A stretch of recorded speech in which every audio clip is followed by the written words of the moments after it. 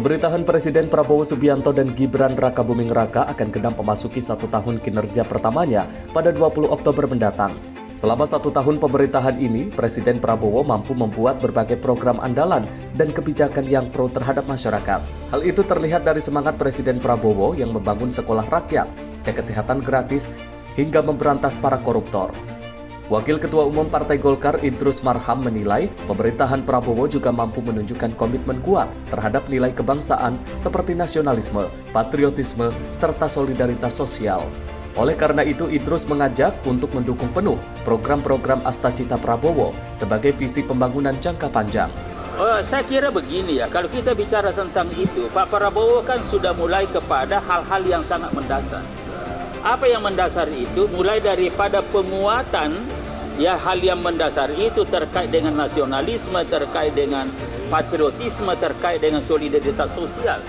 Bahkan dulu Pak Prabowo setelah TKN ini kan tidak dibubarin tapi dilanjuti dengan GSN kan, Gerakan Solidaritas Nasional itu. Artinya adalah ingin mencoba di situ.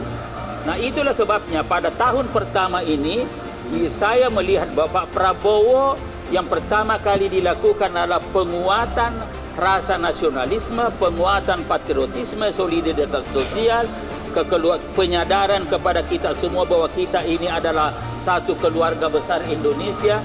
Jangan kita gontok-gontokan, jangan kita berantem, tapi mari kita satu untuk merawat rumah Indonesia besar ini. Itu Pak Prabowo, dan ini sudah dilakukan. Ya ini secara secara bertahap, dan karena itu maka selanjutnya pada saat yang sama sebenarnya sudah dimulai bagaimana Astacita itu dilakukan sebagai sebuah gerakan pembangunan. Dan itu pandangan Golkar juga, bahwa Astacita ini bukan hanya sekadar program-program secara parsial, tetapi harus dilihat sebagai sebuah gerakan pembangunan. Ya bahkan ke depan Partai Golkar melihat Astacita ini harus dijadikan dasar untuk menyusun misalnya. Dari Jakarta, Fahrizal Ahmad Amin, Sinpo TV melaporkan.